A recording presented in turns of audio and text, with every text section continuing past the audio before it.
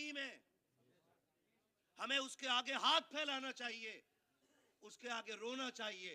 कोशिश करें कि अपने रब को राजी करेंगे, इंशाअल्लाह करेंगे, इंशाअल्लाह। ये मेरे सर के ताज, इनके कदमों की खाक मेरे सर का ताज बने। इन बुजुर्गों की मौजूदगी में कह रहा हूं, जिंदगी बहुत लंबी नहीं है, जिंदगी बहुत लंबी नहीं है, बहुत ज्यादा हो जाएगी। 100 साल और ज्यादा, 200 साल और ज्यादा, 250 साल। आखिर बोले, आखिर आखिर मरना है, आखिर मरना है और अपने रब के आगे खड़ा होना है, उसके आगे खड़ा होना है और फिर जिंदगी का हिसाब देना है। तैयारी करें सारे, ताकि हम रब के आगे शर्मिंदा ना हो। वरना सच्ची बात बताऊं, अल्लाह माफ करे, जो 1-2 रकात नमाज पढ़ लेता खुदा की तौफीक से, वो फिर बेनमाजी को मुसलमान मानने ही तैयार नहीं। ये कंडीशन हमारी इबादतों की है। हम अगर 5 लोग 5 वक्त की नमाज पढ़ रहे हैं तो हर कायदे में एक दूसरे का दामन देख रहे हैं, आज कौन सा पहन के आया। हाँ, और सलाम फेरते ही कह रहा है भाई क्या रुपए मीटर का है। जिनकी नमाजों की ये कंडीशन है, वो सजदे हमें जन्नत में लेके जाएंगे। जब हम खड़े होने के लिए मस्जिद में एक पंखे के लिए लड़ जाते हैं, तो ये कयाम हमें जन्नत तक ले जाएंगे। कयाम वो जन्नत में लेके जाते हैं कि अली कयाम में है, तीर खींच लिया गया, अली को खबर ही नहीं हो रही है। सजदे ऐसे मकबूल होते हैं कि हुसैन सजदे में है, खंजर गले पे चल रहा है और हुसैन को खंजर की फिक्र ही नहीं है। ये इबादतें जन्नत में लेके जाएंगी। है कितनों के पास हम में से? मेरे इमाम ने बात ही खत्म कर दी। हजारों किताबों का मुसन्निफ है मेरा इमाम, सूफियों का इमाम है वो, पारसाओं का इमाम है वो। भला हो उन लोगों का जिन्होंने तारुफ ही ये कह के कराया कि किल के रजा है खंजर खूंखार बरकबार, आदा से कह दो खैर मनाए नशर करे। इस शेर को सुन के लोगों ने समझा पठान थे, तमंचा साथ रखते होंगे। हाँ, कौन थे आला हजरत?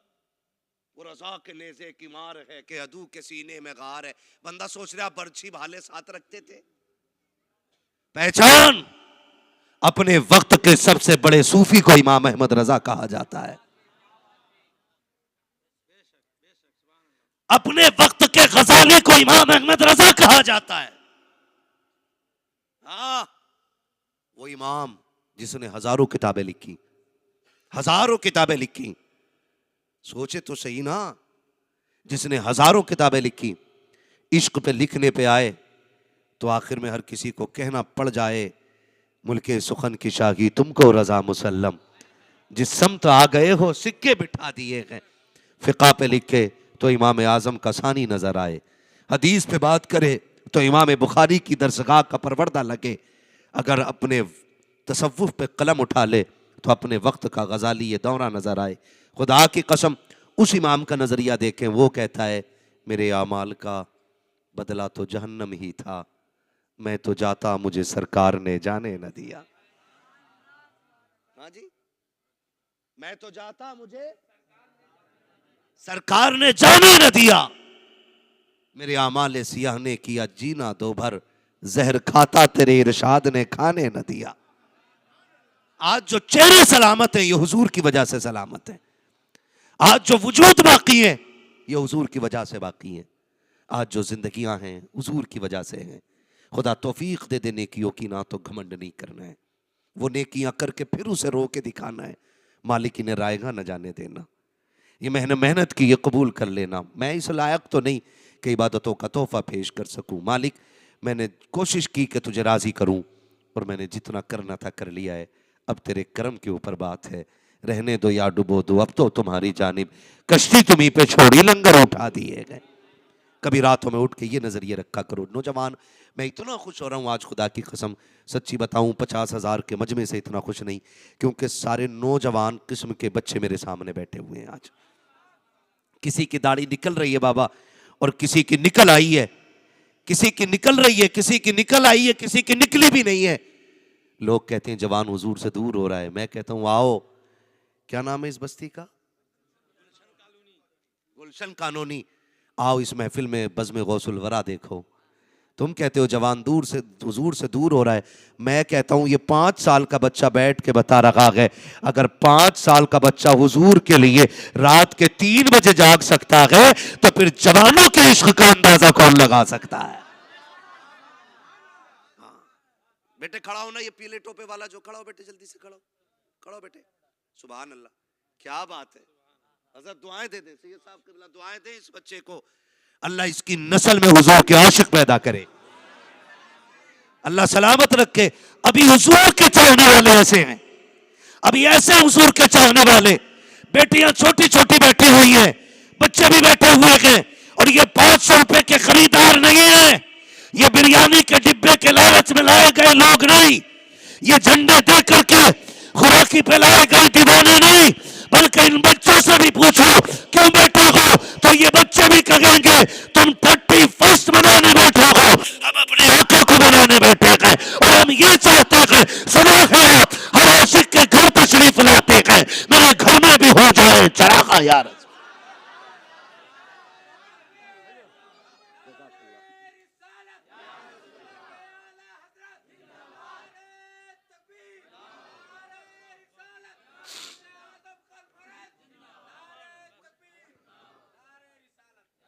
अल्लाह सलामत रखे। हो भाई समझो महफिल कबूल है। जब इस तरह के बच्चे महफिल में बैठे हो तो समझो कि हुजूर की नजर करम महफिल पे हो गई है। जब खानकाही लोग महफिल सजा के बैठे हो, अली का बेटा मीर मजलिस बन के आया हो, सदारत ऐसे उलमा करते हो, तो महफिल जमीन पे होते के चर्चे और शेबरी पे हुआ करते हैं, चर्चे और शिबरी पे होते हैं। ऐसे बच्चे बैठे हुए हैं, दुनिया परेशान है, अमेरिका नाक रगड़ रहा है, यहूद और नसारा एड़ियां रगड़ के मर गए कि सलाहुद्दीन को दुनिया से गए, परसों बीत गए हैं, लेकिन अभी तक इश्क का जज्बा नहीं मरा है। हम कसम खा के कहते हैं तुम जान ले सकते हो, इश्क रसूल का सौदा नहीं कर सकते हो जब तक माए ऐसे बेटों को जन्म देती रहेंगी जिनका सबक यह होगा कि तुझे जीना भी हुजूर के लिए है और तुझे मरना भी हुजूर के लिए।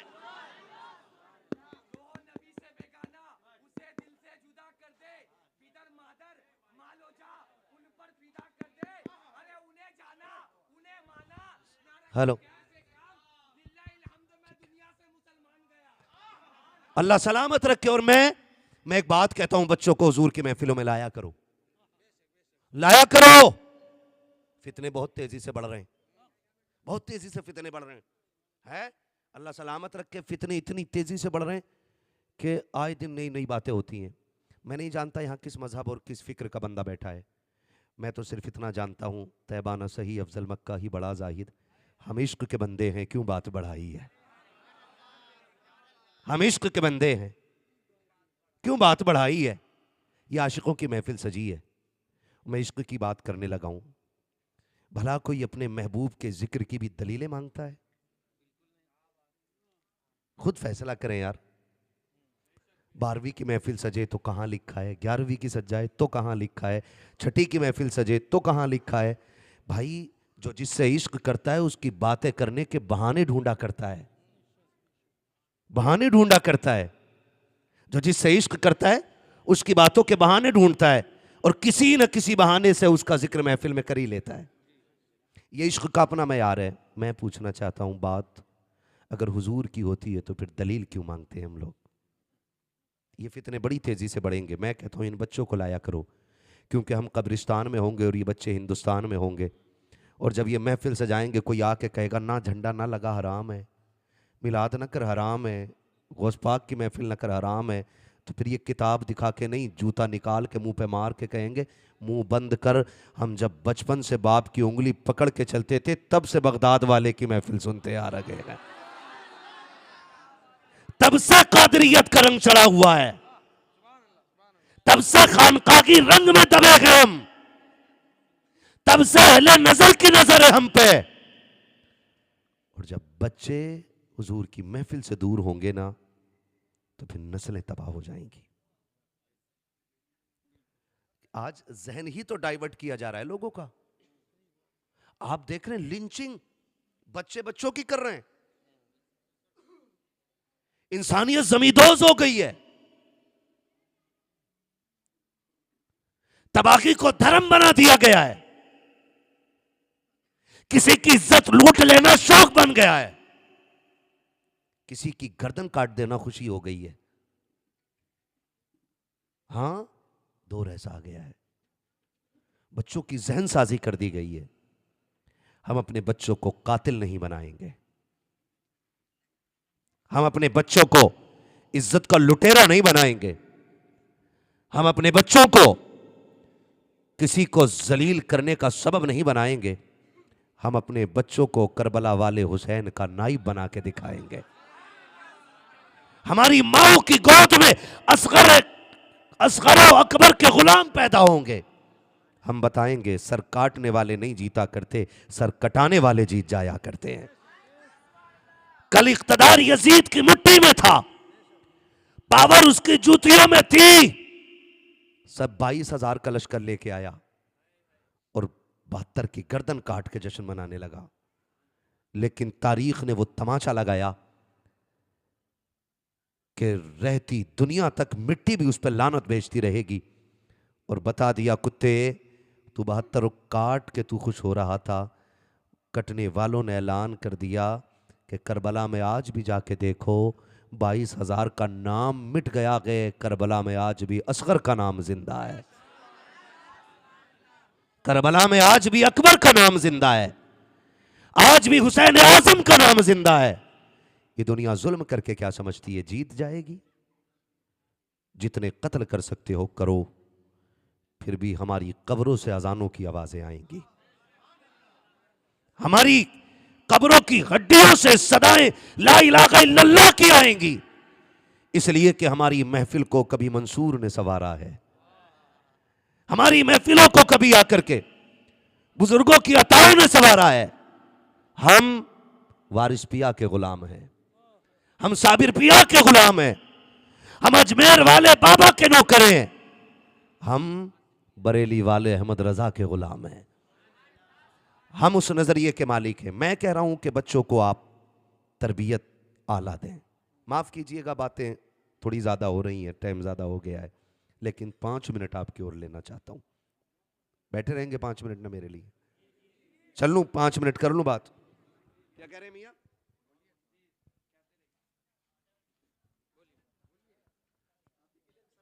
ना ये असल में ना मियां लोगों से डर भी लगता है, कब इन पे हाल आ जाए। हम तो जाहिर में ही रहते हैं, ये बातिन में भी चले जाते हैं, करे वह बोलते रहिए। खैरियत है ना सारे लोग?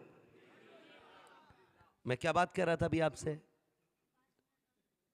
हम अपने बच्चों की तरबियत अच्छी करें।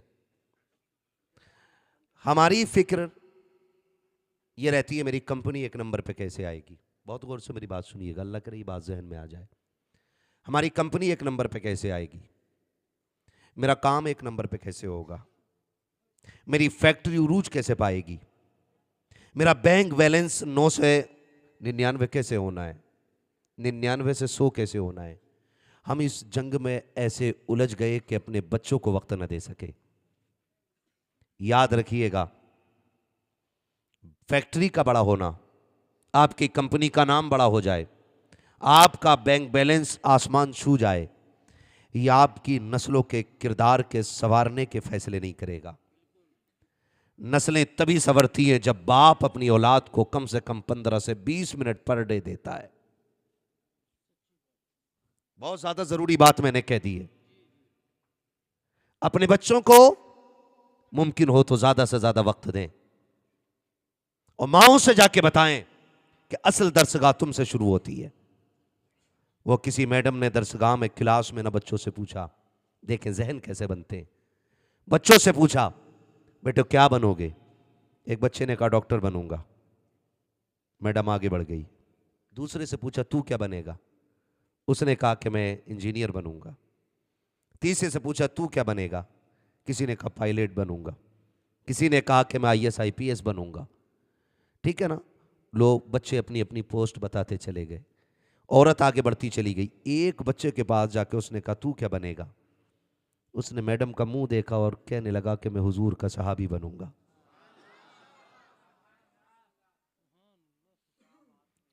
औरत को हैरत इस बात पे नहीं हुई कि बच्चे ने डॉक्टर बनने कहा, हो सकती है फिक्र, देख रहा है दुनिया में। इंजीनियर बनने किसी ने कहा, औरत फिर आगे बढ़ गई। लेकिन जिस बच्चे ने यह कहा था मुझे हुजूर का सहाबी बनना, औरत वहीं रुक गई और रुक के कहने लगी पता है सहाबी किसे कहते हैं?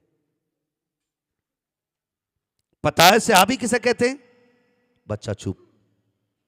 औरत जानती है सहाबी उसे कहते हैं जिसने ईमान की हालत में हुजूर को देखा हो और उसी ईमान पर दुनिया से रुखसत हो गया हो, उसे सहाबी कहते हैं। अब ये बात 1400 साल पुरानी थी ना, 1450 साल पुरानी बात बच्चा कह रहा है मैं सहाबी बनूंगा। औरत ने कहा बेटे तुझे पता है ये अब आसान और मुमकिन नहीं है, अब सहाबी नहीं बन सकते। क्यों बनेगा? बच्चे ने कहा था मुझे सहाबी अच्छे लगते हैं। कहा तूने कब देखा सहाबी को? कहा देखा तो नहीं, हर रात मेरी मां मुझे किसी एक सहाबी का किस्सा सुना के सुलाती है। जो लोग ये बात करते हैं कि इंटर और BA के बाद बच्चा अपनी लाइन सेलेक्ट करता है, वो गलत कहते हैं। बच्चा अपनी लाइन मां के पेट से ही सेलेक्ट कर लेता है। यकीन ना हो तो बगदाद चल के देख लो, मां लेकर के आई हजरत जी मेरे बेटे की बिस्मिल्लाह खानी है। उस्ताद ने पढ़ाना शुरू किया ना तो कहते हैं जितना मुझे आता पढ़ लूं? कहा हां। तो मेरा बगदाद वाला पीर 16-17 पारे पढ़ता चला गया है, 16-17 पारे पढ़ते चले गए। उस्ताद ने कहा खातून सैयदा ये बच्चा यहां क्यों लेके आई हो? का पढ़ाने के लिए। का मजाक तो नहीं कर रही हो? का मजाक की क्या बात है? आज मेरे बेटे की बिस्मिल्लाह खानी है। उस्ताद ने कहा था जाइए बेटे को ले जाइए और वहीं जाकर के पढ़ाइए जहां इसने 17 पारे हिफ्ज कर लिए हैं। कहते ये किसी मदरसे में नहीं गया है। उसने उस्ताद ने बड़े पीर के चेहरे को देख के कहा था बेटे ये बाकी पारे भी वही हिफ्ज करो जहां तुमने ये किए हैं। मेरे बड़े पीर ने कहा था इससे ज्यादा वही याद नहीं किए जा सकते। कहा क्यों? कहा ये पारे तो मैंने माँ के शिकम में याद कर लिए थे। कहा 17 की क्यों? कहा मेरी माँ को 17 पारे याद थे, जब वो पढ़ती थी मैं सुन के माँ के पेट में याद कर लिया करता था। आज भी हो जो बराहीम सईमा पैदा, आग कर सकती है अंदाजे गुलिस्तां पैदा। तो ये सिलेक्शन माँ के पेट में हो जाता है। आज जो यहां बैठे हो ना आप, आपका कमाल नहीं है। जितने यहां बैठे ना अगर समझते हो जी ये मेरा कमाल है, आपका कमाल है ही नहीं। ये सब आपके माँ बाप की तरबियत का कमाल है। नाम सुना है ना बाबा फरीद गंजे शकर रहमतुल्लाहि ताला अलैह। बाबा फरीद बड़ा नाम है, जो पानी में फूंक मार दे तो मीठा कर देता है। वो फरीद एक दिन घर आए, माँ ने पूछा बड़े मुस्कुरा रहे हो बेटे? कहने लगे अम्मी तुझे पता रब ने तेरे बेटे को वो हुनर बख्शा है कि जो इसका चेहरा देख लेता है वो कलमा पढ़ के मुसलमान हो जाता है। माँ ने ताज्जुब नहीं किया, कहने लगी बेटे तुझे तो ऐसा ही होना था। अम्मी मुझे? बोले हाँ ये तेरा कमाल नहीं, ये तो मेरा कमाल है। अम्मी तेरा कमाल क्या है? तो बाबा फरीद की अम्मी ने कहा था बेटे जिंदगी में मैंने कभी तुझको बगैर वुजू दूध पिलाया ही नहीं था। और कहती तहज्जुद का कोई सजदा ऐसा नहीं था तहज्जुद के वक्त का जिसमें रो के मैंने ये नहीं कहा था अल्लाह मेरे बेटे को ऐसा बना देना जो इसे देखे कलमा पढ़ के मुसलमान हो जाया करे। ये माँ बाप की दुआओं का असर होता है। हम भी लेंगे इंशाल्लाह, हम भी दुआएं लेंगे इंशाल्लाह। आप नहीं जानते हो, आप नहीं जानते हो। बड़ी बात भाई शहबाज कलकत्तवी ने कही थी कि जो घर से माँ की चेहरा देख कर निकलते हैं, है ना, क्या बताऊं मैं। अगर आप मेरे सर पे आसमान ला के रख दो, मैं उसकी कसम उठा के कहूं कि अंबिया के बाद जिसकी दुआ सबसे ज्यादा गारंटेड कबूल होती है, उन जातों को माँ बाप कहा जाता है। गारंटेड, सबसे बड़ी गारंटी माँ बाप की दुआओं की नबी के बाद है, लेकिन उन्हीं से दुआएं नहीं लेते। मेरे सामने बच्चे भी बैठे हैं, जवान भी बैठे हैं। मैं बच्चों से कहूंगा बेटे कभी माँ बाप से लड़ना नहीं। स्कूल जाते वक्त ये 10 रुपए जेब में डाल दें, हंस के ले जाया करो, क्योंकि बात यहां क्वांटिटी की नहीं क्वालिटी की होती है। माँ बाप जो देते हैं ना, वो अल्लाह उसमें बरकत अता फरमा देता है। डाल लिया करो। कई बार ऐसे भी होते हैं अब्बा की जेब में पैसे नहीं है और हमें 100 रुपए चाहिए, हमें दोस्त को पार्टी देनी है ना, हमें गिफ्ट देना दोस्त को जाकर के। अब्बा कहता बेटे 100 रुपए ना, 500 से कम नहीं लेके जाना है। बाप कहता नहीं है ना बेटे रख ले। तो बेटे जलील कर देते हैं, कहते हैं तुम्हारी ये भी औकात नहीं मुझे 500 रुपए दे सको। देखो मैं हाथ जोड़ के कह रहा हूं, कभी ऐसा दिन आ जाए ना तो इनके सामने आंख उठा के बात ना करना, आंख उठा के बात ना करना। कभी ये मत कहना कि तुम्हारी जिंदगी में खुशियां नहीं देखी। ये कुछ भी ना देना तो इसके कदमों की खाक जेब में रख के चले जाना। कसम खा के कहता हूं, करोड़ों के मालिक को अल्लाह वो इज्जतें नहीं देगा जो बाप के कदमों की जेब में मिट्टी लेके जाने वाले को अल्लाह इज्जत अता फरमा देगा। कभी अकड़ के बात ना करना। दुख आ जाते हैं बाप की जिंदगी में, हमने देखा है, हमने मदरसे की जिंदगी भी देखी है, हमने स्कूल कॉलेजेस की जिंदगी भी देखी है। कई बार बच्चों को हमने जलील करते देखा है। शुक्र है रब ने हमें मुसलमान बनाया है और हम इस्लाम के मानने वाले लोग हैं। जितनी भी बुरी खबरें आती हैं उसमें 99% लोगों का ताल्लुक इस्लाम से नहीं होता है। अभी एक 11 साल के बच्चे को बाप ने डांट दिया, दोस्तों के सामने थप्पड़ मार दिया। वो बेटा थाने पहुंच गया, बाप के खिलाफ FIR की। जानते हो बाप को माफ करने बेटा तैयार नहीं था, बाप पैर पकड़े हुआ था बेटे के, कह रहा था गलती हो गई, घर लौट चल, घर लौट चल, मुझसे गलती हो गई। जिस दिन बाप को बेटों से माफी मांगनी पड़ गई ना, समझ लेना अब कयामत दूर नहीं, तेरे दरवाजे पे आके खड़ी हो गई है। कभी वो दिन तुम्हारी जिंदगी में ना आए कि तुमसे तुम्हारा बाप माफी मांगता हो। कभी वो दिन जिंदगी में नहीं आना चाहिए कि तुम्हारा बाप तुमसे डर डर के घर में चले। कोशिश कीजिएगा कि तुम पूरी जिंदगी अपने बाप से डर के घर में चलो। बाप को बाप होने का एहसास रहने देना, उसे बाप होने का ख्याल बाकी रहने देना। यही तो उसके पास एक पावर है कि वो बाप है। वो हम कहते थे मुंह बंद रख, तुझे क्या पता। आज भी कितने बेटों को बाप ने मना किया होगा, बेटे रात में ना जाना, हालात अच्छे नहीं है, दौर अच्छा नहीं है। कितने बच्चों से कहा होगा, लेकिन आज भी निकल गए होंगे ना, क्योंकि बाप से ज्यादा दोस्त प्यारे हो जाएंगे। ये कयामत की निशानियों में से एक निशानी थी। मेरे हुजूर ने फरमाया था लोग माँ बाप को छोड़ देंगे और दोस्तों की गुलामी करने लग जाएंगे। वो दौर आ गया है। क्या ऐसा नहीं होता है? हम बैठे, माँ ने दस्तरखान लगा रखा है और अचानक अचानक क्या होता है, फोन आ गया, मैसेज आ गया, हमने रोटी छोड़ी भाग गए, खाना छोड़ा भाग लिए खाना छोड़ा भाग गए। माँ पीछे पीछे कहती है, आप समझ पा रहे हैं ना मेरी लैंग्वेज? माँ पीछे से कहती है बेटे खाना खा जाओ।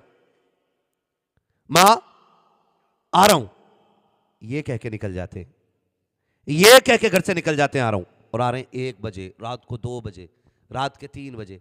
फिर माँ ने डांटा, खाना ठंडा कर गया था। कहता अपना खाना अपने पास रख, नहीं चाहिए तेरी रोटी, नहीं चाहिए तेरा खाना। ये ताने मत दे। कसम खा के कहता हूं, जिस दिन ये कफन में लिपट के चली गई ना, तू 3 बजे आना, 4 बजे आना, दस्तरखान पे किसी को तेरा इंतजार नहीं होगा, कोई तेरे लिए खाने के लिए परेशान नहीं होगा, कोई ये नहीं कहेगा बेटे खाया है कि नहीं खाया है। आज माँ बाप हैं तो इज्जत कर लो, इनकी कदर कर लो, इनकी लहजे सख्त हो जाए मुस्कुरा के बात किया करो। ये डांटा करे गर्दन झुका लिया करो, ये मारा करे चेहरे आगे कर दिया करो। और सुन, जब तक ये जिंदा है, कोई नाम लेने वाला है, कोई डांटने वाला है, कोई आवाज देने वाला है, जिस दिन ये नहीं होंगे, कोई तुझे प्यार करने वाला नहीं होगा, कोई याद करने वाला नहीं होगा। अगर ये है तो इनकी कदर कर लो, दौलत इनके कदमों में डाल दो, इसलिए कि दौलत मेहनत से मिलती है, माँ बाप सबको किस्मत से अता फरमाए जाते हैं।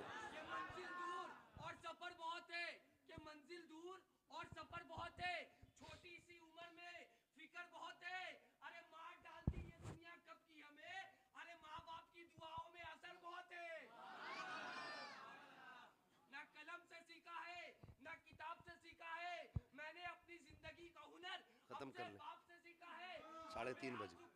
मोहब्बत में मिलता है कि बेहद सुकून मोहब्बत में मिलता है, अगर बाप से हो तो खुदा मिलता है। खैरियत हैं सारे लोग? इतनी अच्छी महफिल सज गई है, एक बंदा हिलने तैयार नहीं। खुदा सलामत रखे। वादा करें माँ बाप से मोहब्बत करेंगे इंशाअल्लाह। माँ बाप से झूठ तो नहीं बोलेंगे, हमेशा वफा करेंगे। बैठा करो इनके पास, वक्त दिया करो इन्हें, बहुत ज़्यादा नहीं, 10 मिनट दे दो, 15 मिनट दे दो। शाम को आओ काम पे से ना, तो लैपटॉप मोबाइल सब फ्लाइट मोड मारो, एक तरफ रख दो, 15 मिनट बाप के कदमों में बैठो और बस इतना पूछो, अब्बा बता तेरा दिन कैसा गुजरा है, कोई परेशानी तो नहीं आई, अब्बा मुझसे कोई काम तो नहीं था। इतना पूछ लिया करो। अगर वो मुस्कुरा के तुम्हें देख लेना तो समझ लेना खुदा की रहमतें भी मुस्कुराने लग गई हैं। कोई शिकायत उसे अगर तुमसे हो गई तो समझ लेना रब की रहमतों को तुमसे शिकायत हो गई है। अपने वक्त के बाप के पास 4-5 मिनट बैठा करें, रोज़ उनकी खैरियत लिया करें। कभी अपने खाने से पहले भी एक बार पूछ लिया करो, अब्बा ने खाया है कि नहीं खाया है ना। कभी बीवी कहते कि नहीं खा रहे हैं, वो गुस्से में, तो ये ना कहना छोड़ यार उन्हें, मुझे ले रोटी ना, अपने आगे का खाना उठा और उसके बिस्तर पे जाके बैठ, उसे मना, उसे गोद में बैठा और लुकमा बना के ना उसे राज़ी करके ऐसे दे जैसे बचपन में वो खिलाया करता था। करेंगे इंशाअल्लाह। आज हैं तो कदर करें, ना होंगे तो रोने के सिवा कुछ नहीं होगा। मेरे नबी ने अपने चचा से फरमाया था, चचा मेरे पीछे न चला करो। चचा ने कहा था तेरे कदमों पे कुर्बान जाऊं, मेरी हिम्मत क्या मैं तेरे बगल में चलूं, पीछे क्यों ना चलूं। मेरे नबी ने कहा था, लोग कहते हैं आपकी शक्ल मेरे बाप अब्दुल्ला से मिलती है, जब आप मेरे पीछे चलते हो तो ऐसा लगता है जैसे बाप की पीठ हो गई है। जो चचा का इतना एहतराम करता हो वो बाप का एहतराम कितना सिखाने के लिए आया है। इंशाअल्लाह माँ बाप का एहतराम करेंगे, है ना। जो कादरी हैं वो कोशिश करें कि बड़े पीर की तरह, जैसे माँ ने कहा था अब्दुल कादिर झूठ ना बोलना, उन्होंने झूठ नहीं बोला। यहाँ तक कि अपने 40 सिक्के सोने के डाकुओं के हवाले कर दिए। डाकुओं ने कहा था झूठ बोलते तो बच जाते, सच बोल के तुमने पैसे गंवा दिए। कहा मैं घर से चला था, मेरी माँ ने हाथ पकड़ के कहा था अब्दुल कादिर झूठ ना बोलना। फरमाते थे अगर मैं झूठ बोल देता माँ से किया हुआ वादा टूट जाता। पर बड़े पीर ने कहा था मैं 40 सिक्के तो क्या 40,000 भी माँ के वादे पे लुटा सकता हूँ। तो डाकुओं के सरदार की चीख निकली थी, उसने कहा था अब्दुल कादिर मान गए, तू माँ का इतना वफादार है, हम तो खुदा के वफादार ना हो सके। अल्लाह अकबर। वादा करेंगे माँ से वफा करेंगे इंशाअल्लाह, करते वादा इंशाअल्लाह। आइंदा साल भी खुदा करे ये महफिल सजे, दुनिया तमाशों में हो, हम मदीने वाले को मनाने में लगे हों। हाँ जी, ऐसा ही होगा ना इंशाअल्लाह। वादा करें इंशाअल्लाह। और यहां अगले साल भी यहां बैठ करके सरकार सुरकाही के गुलाम बगदाद वाले के नाम की महफिल सजा के आखिर में कहेंगे कादरी कर। क्या बात है, पाला ही कादरियों से पड़ गया हजरत, बड़े सारे कादरी कर, कादरी रख, कादरियों में आए हाय, कादरियों में कदर अब्दुल कादिर कुदरतुल्मा के वास्ते। और सुने क्यों क्यों हम तो राज ही नहीं समझ पाए। ये राज मेरे मुर्शिद ताजुश्शरिया ने उठा दिया। उन्होंने कहा कादरी होना खेल नहीं है, आसान नहीं है, बड़े नसीब की बात है। क्या? वो कहते हैं जिंदगी ये नहीं है किसी के लिए, जिंदगी है नबी की, जिंदगी है नबी की, ना समझ मरते हैं जिंदगी के लिए। जीना मरना है सब कुछ, जीना मरना है सब कुछ, जीना मरना है सब कुछ। मसलके आला हजरत पे कायम रहो, जिंदगी दी गई है इसी के लिए।